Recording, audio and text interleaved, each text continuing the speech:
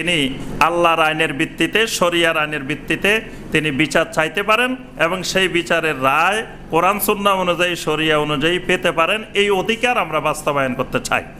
এর মাধ্যমে পুরুষের অধিকার যেমন বাস্তবায়ন হবে, আমাদের বোনদের, মা বোনদের যে অধিকার, নারী অধিকার, সেই অধিকারও শরিয়া কোর্টের মাধ্যমে বাস্তবায়ন হবে।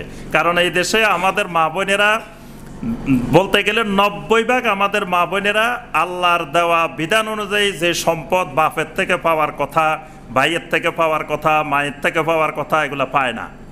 তো এই শরিয়ার আইন বাস্তবায়ন হইলে তাহলে আমাদের বোনেরাও, নারীরাও এটাতে উপকৃত হবে। তারাও এর মাধ্যমে আল্লাহর দেওয়া অধিকারগুলো পাবে। স্বামী স্ত্রীর যে অধিকার, তারপরে আরও যে নারীর অধিকারগুলো আল্লাহ পাক, মোহরের অধিকার, এই দেশের 90% উপরে নারী কিন্তু মোহর পায় না। মানুষ মনে করে মোহর মানি লিখে রাখছে, ওই তালাক হয়ে গেলে কোনো সময় হয়তো দেওয়া লাগতে পারে, আর তালাক না হইলে বিয়েও ঠিক আছে, মোহরও দেওয়া লাগবে না। বাস মোহরটা তো শুধু বিয়ে ঠিক না থাকলে তখন লাগবে, মানুষের ধারণা এরকম। তো এখানে শরিয়া কোর্ট যে বিষয়টিকে মৌলিক প্রতিপাদ্য বিষয় হিসাবে নিয়ে এসেছে, সেটি হলো যে শরিয়া কোর্ট চালু করা।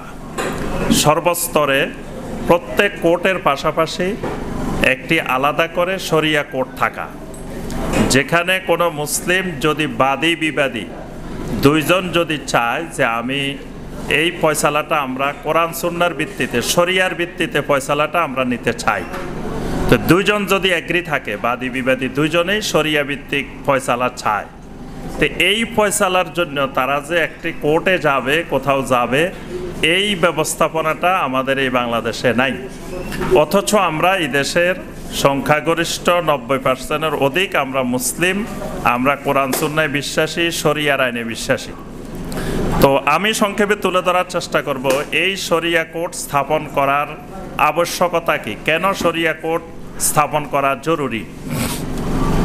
1 নম্বর কারণ, একজন মুসলিম তিনি ইসলামী শরিয়ার আইন কানুন মেনে চলতে তিনি বাধ্য।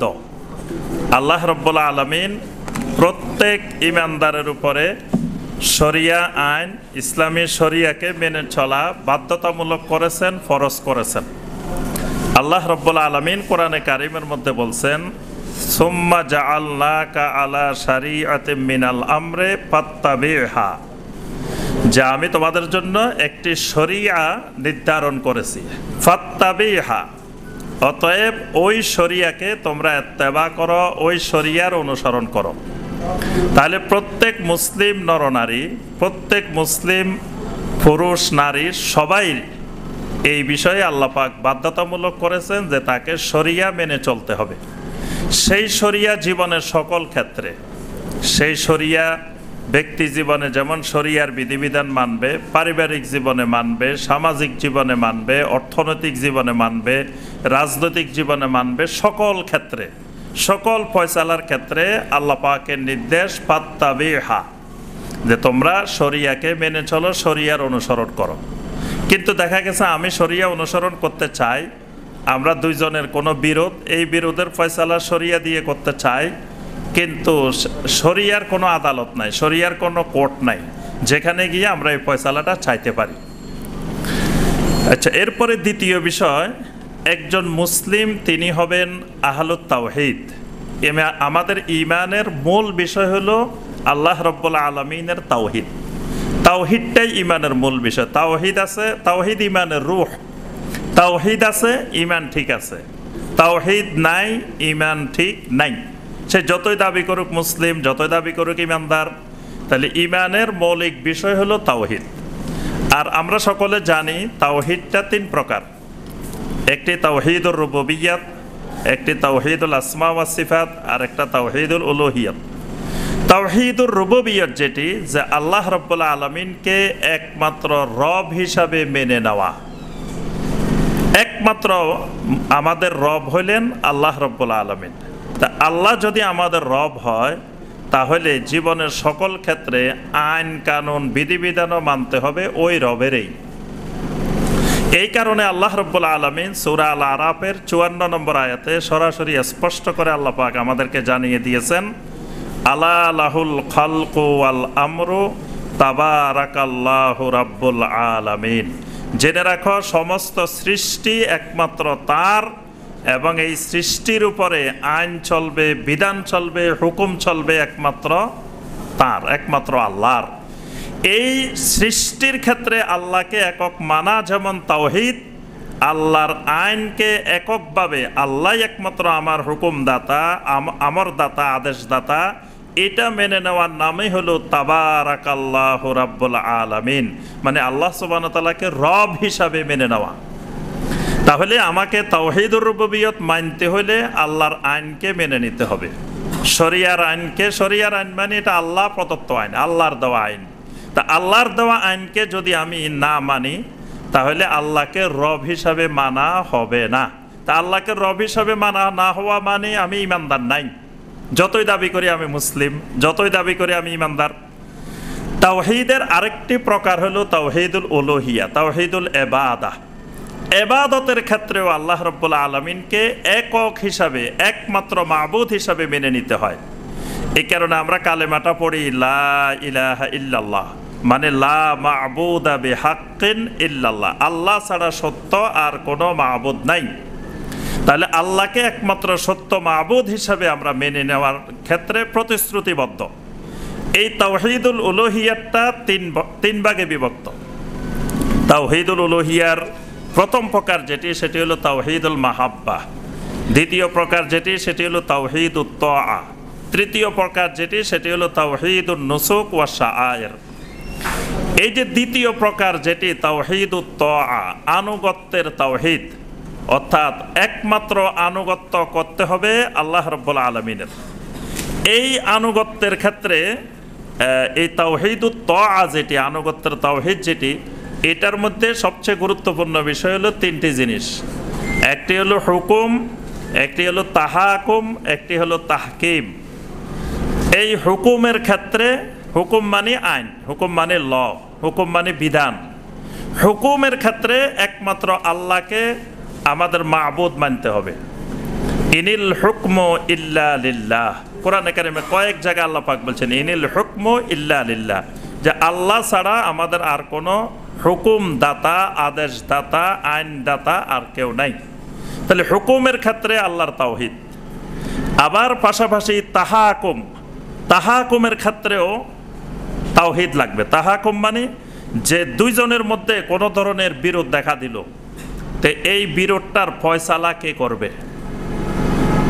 এই দুইজনের বিরোধ যে যিনি ফয়সালা করবেন, এটাকে বলা হয় তাহাকুম। আল্লাহ পাক সূরা আন-নিসার 59 এবং 60 নম্বর আয়াতে আল্লাহ পাক বলছেন, আলাম তারা ইলাল্লাযীনা ইয়াজউমুনা আন্নাহুম আমানু বিমা উনসিলা ইলাইকা ওয়া মা উনসিলা মিন ক্বাবলিক ইউরিদুনা আন ইয়াতাহাকামু ইলাত তাগুত ওয়া কাদ উমিরু আন ইয়াকফুরু বি। যে কিছু লোক আছে যারা দাবি করে যে আমরা ঈমান আনছি আল্লাহর উপরে, আল্লাহ যা নাজিল করছেন তার উপরে, কিন্তু ইউরিদুনা আন ইয়াতাহাকামু ইলাত তাগুত, যখন তাদের মধ্যে কোনো বিষয় নিয়ে দ্বন্দ্ব হয়, যখন কোনো বিষয় নিয়ে বিরোধ হয়, এই বিরোধ নিষ্পত্তির জন্য তারা ফয়সালার জন্য যায় তাগুতের কাছে।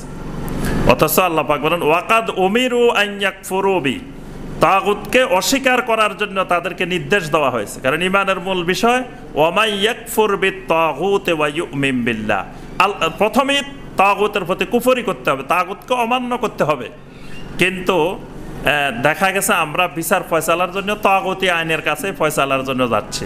তাহলে এখানে আমাদের তাওহীদ লঙ্ঘন হচ্ছে, ঈমানের লঙ্ঘন হচ্ছে। ঈমানের দাবি আমার যখন কোনো ফয়সালার দরকার হবে, মুসলিমে কোনো বিচার ফয়সালা, এমনকি নবী সাল্লাল্লাহু আলাইহি ওয়াসাল্লামের যুগে কোনো অমুসলিমও যদি কোনো বিচার চাইতো, তো তাও নবী সাল্লাল্লাহু আলাইহি ওয়াসাল্লামের কাছে যাইতেন। যে কারণ এখানে যে বিচার, আল্লাহর দেওয়া যে বিচার, শরিয়ার যে বিচার, ইনসাফপূর্ণ বিচার, আদলপূর্ণ বিচার, যেখানে কারো প্রতি বিন্দুমাত্র জুলুমের কোনো অবকাশ নাই। তো দ্বিতীয় যে পয়েন্টটা আমি বলতে চাচ্ছি সেটি হলো, আমাদেরকে আল্লাহর তাওহীদ মানতে হলে অবশ্যই শরিয়া কোর্ট লাগবে, শরিয়া আদালত লাগবে, না হয় তাওহীদ মানা হবে না। আমরা যে সবসময় বলি তাওহীদ কায়েম করতে হবে, দিন কায়েম মানে তাওহীদ কায়েম।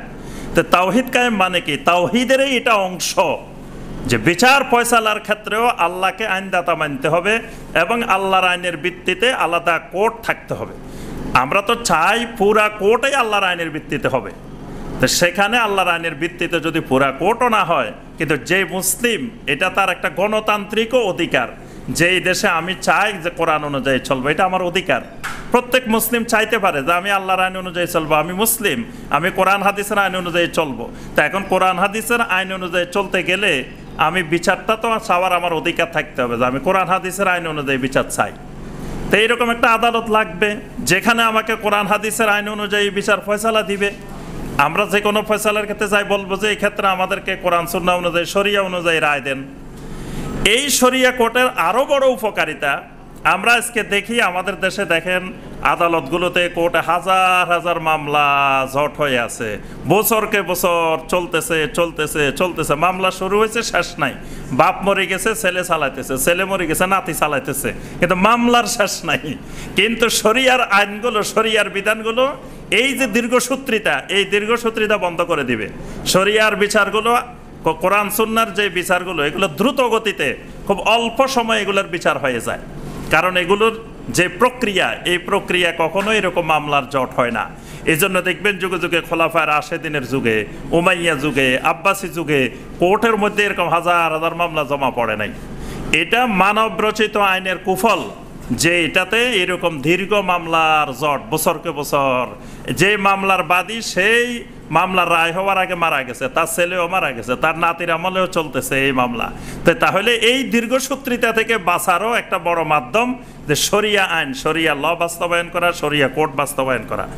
এরপরে সর্বশেষ আমি যে পয়েন্টটা বলে শেষ করব সেটি হলো যে আমাদের আরও অনেক আলোচক আছেন, ওনাদেরকে সময় দিতে হবে, ইনশাল্লাহ সবাই এই বিষয়গুলোর উপরে আলোচনা করবেন। তো এই ক্ষেত্রে শরিয়া কোর্ট না থাকা এটা মুসলিমদের প্রতি একটি বড় ধরনের বৈষম্য, যে অথচ আমরা এই দেশে সংখ্যাগরিষ্ঠ মুসলিম, কিন্তু আমরা নিজেরাই বৈষম্যের শিকার। যে দেখা গেছে আমরা মুসলিম, আমি আমার ধর্ম পালন করতে পারতেছি না, আমি আমার ইসলাম পালন করার স্বাধীনতা পাইতেছি না, আমি আমার কোরআন সুন্নাহ মানার স্বাধীনতা পাইতেছি না। তো এইটাই তো সবচেয়ে বড় বৈষম্য। এই বৈষম্যের আমরা নিরসন চাই, এবং এই বৈষম্য এই দেশে নিরসন হোক। এবং এই দেশের প্রত্যেক মুসলমান, বাংলাদেশে যত মুসলমান আছে, আমার মনে হয়, আমার বিশ্বাস ৯৯% উপরে মুসলিম চায় যে এই দেশে শরিয়া কোর্ট থাকুক, শরিয়া কোর্টের আইন বাস্তবায়ন থাকুক।